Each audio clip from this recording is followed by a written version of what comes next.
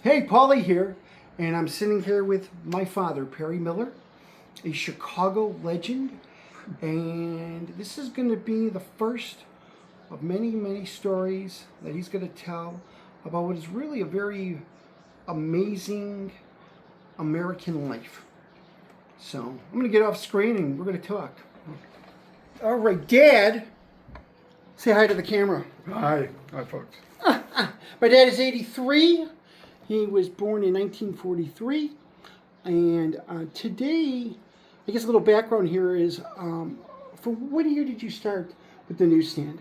I took it over officially October 1st, 1967. Okay, so October 1st, 1967, my father began running the newspaper stand and delivery service that was located in the lobby of the Chicago Tribune building, which is actually the Tribune Tower.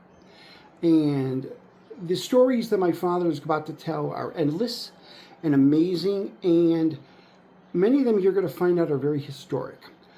Today, I want to start off, and I want to talk about what led up and the day that really was the final blow, and ultimately what led to President Richard Nixon's resignation.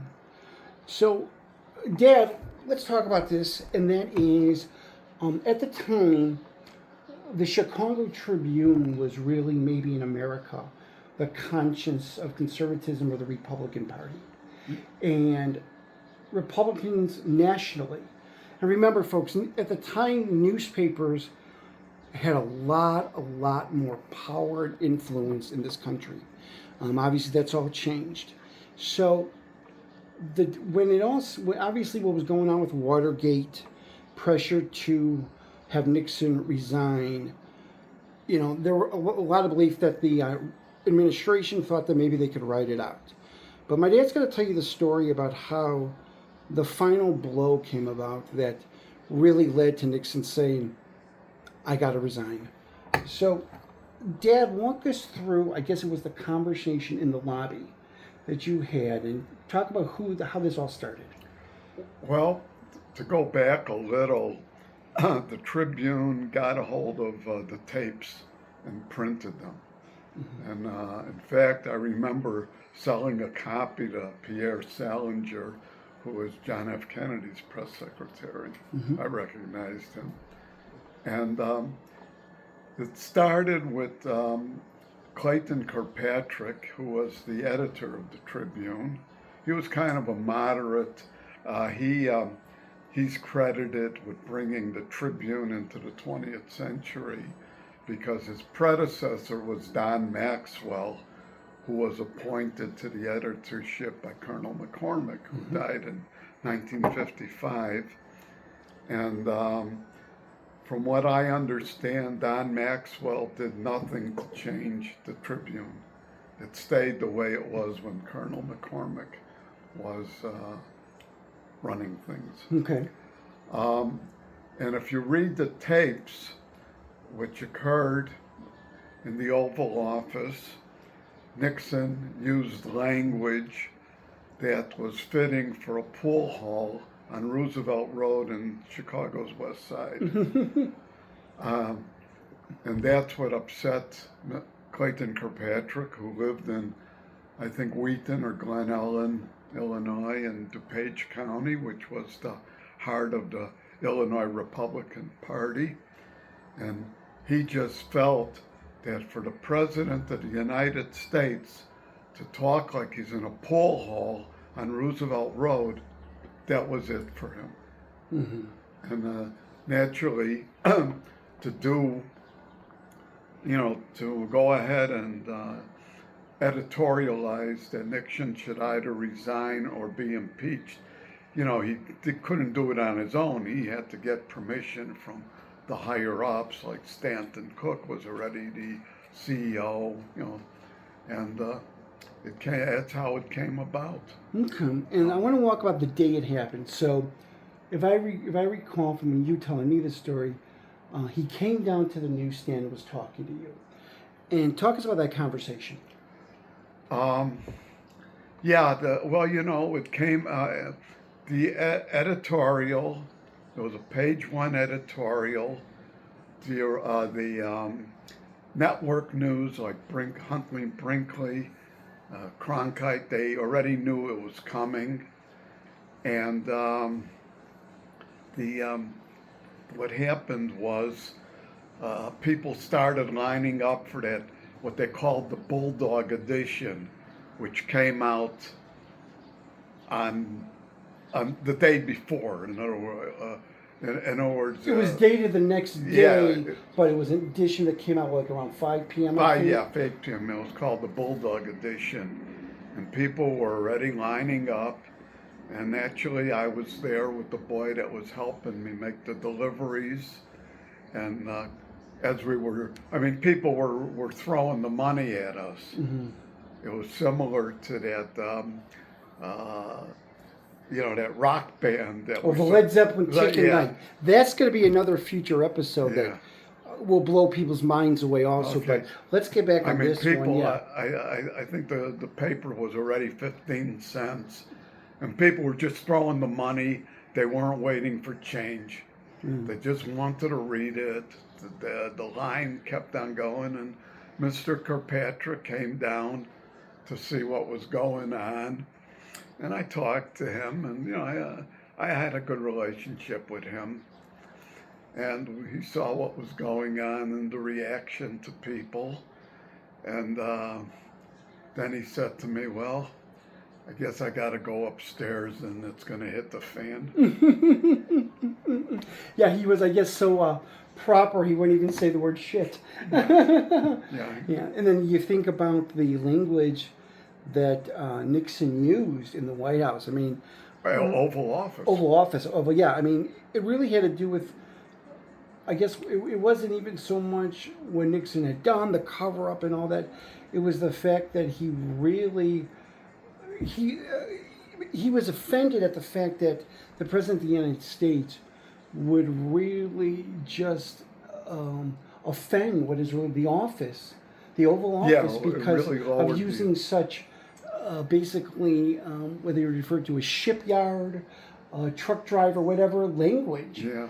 I'll just say one. I know that people were just appalled, especially him, because Nixon loved the word, I quote, cocksucker. Yeah. Yes. That was a favorite of his. That's right.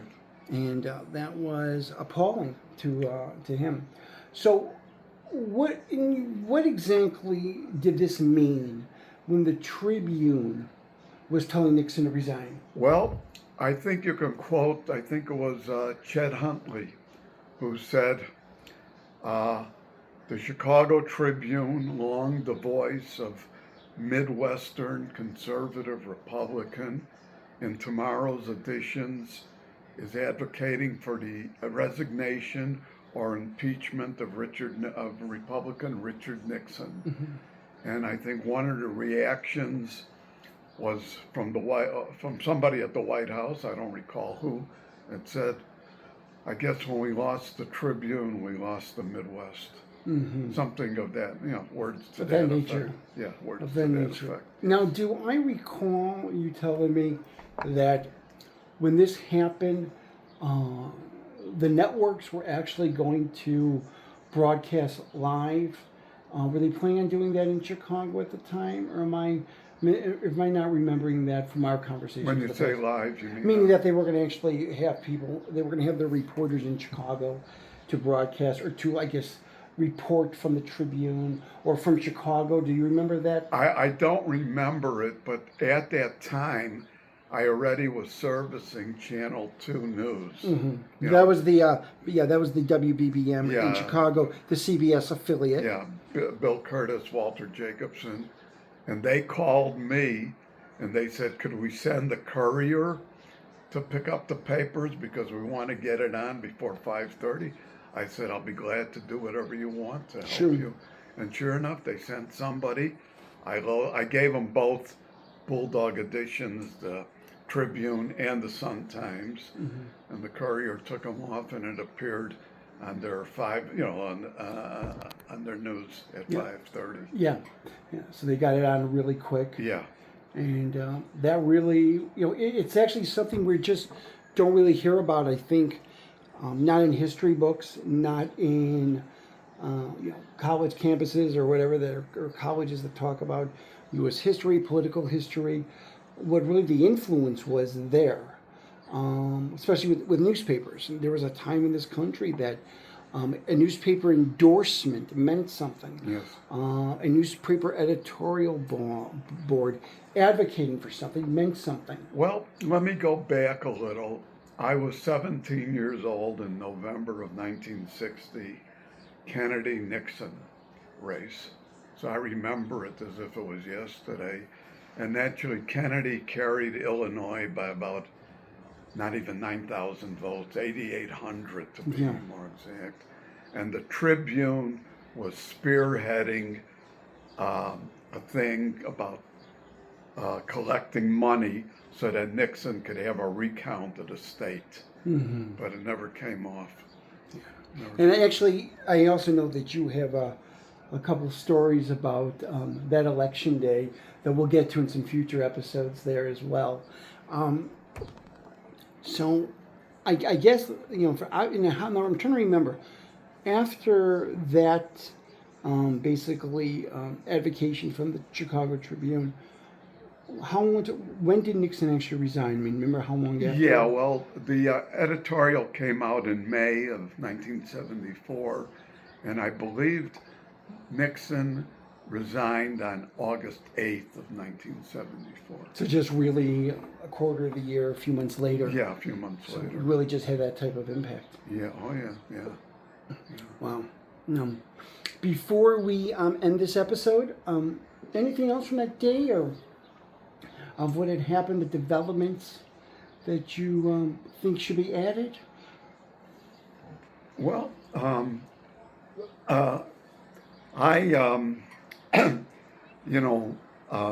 G. Gordon Liddy, when he got out of, Jimmy Carter commuted his sentence, and he became a talk show host. Yes.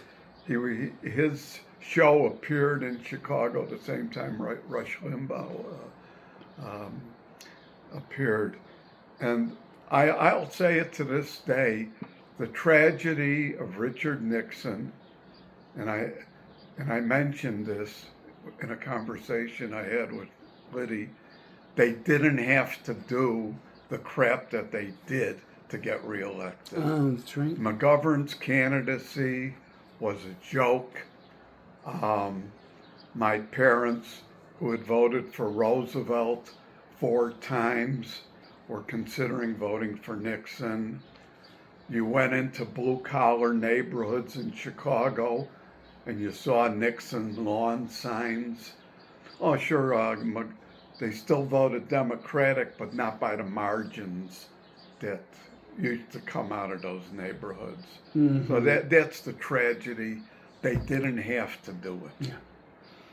Yeah. It was like, you always talk about Nixon, paranoia, obviously trust issues and stuff. But you are right. Yeah, I mean, one thing, and I know we're getting a little bit off topic from the original story about the resignation, but George McGovern, you can even make an argument today, was really the grandfather, the father of what has become modern progressive politics in the United States. Now, I would contend, obviously, and people who know me, that the modern progressive movement even moved farther left. But it was under McGovern and stuff, you started seeing like these, these anti-Israel attitudes more. Yeah. That was a big deal. More conversations about what is really regarded as socialism. And McGovern, if I recall, he was senator from South Dakota? South Dakota, which, right now, I mean, that state couldn't be more red. It's like one of those states that if they dug up Nixon today and they just put his corpse out, not to be gross, and put an R next to his name on the ballot, he'd still win. Yeah, he probably would. He probably would. McGovern is, you're right about that. You had McGovern's candidacy, and then 4 years later, Jimmy Carter was elected, and that too, that too contributed to the Democratic Party's less for Israel. Yeah, yeah, that's true. I mean, I know if you go, I think it's in former New York Mayor Ed Koch's book, Mayor.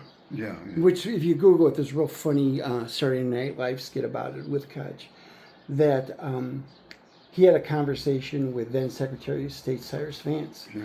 And he said to Vance, my people, meaning the Jewish community, are very concerned and worried about Carter. And Vance's words to him was, they should be. So with that said, we're going to end this episode. And I think this is going to happen a lot when we talk. It's going to, when you tell a story, there's going to be other relatable stories, a history background, and even moving forward. Yeah, I wanted to bring that up, that you will ask questions, I will give an answer, but then I'll feel that there's some background to what I'm saying, even, not to get off the subject, but, to build it up a little. People in context, yeah. And I think like the story you told today, you're not really going to find it anywhere else.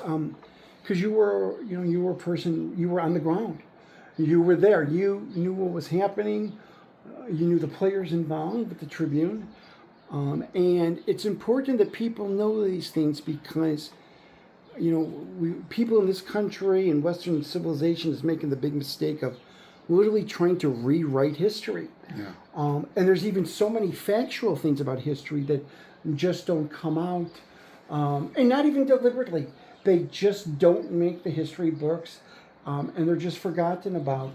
And there's so many things, I think, in government that are behind the scenes that people don't know about and they don't learn about till later on to realize how impactful they are. Yes, I agree. Yeah. So with that said, we'll let you go. And this is the first episode of many of what will be Perry Miller stories. Okay. Thanks, Dad. Okay, sure, bye.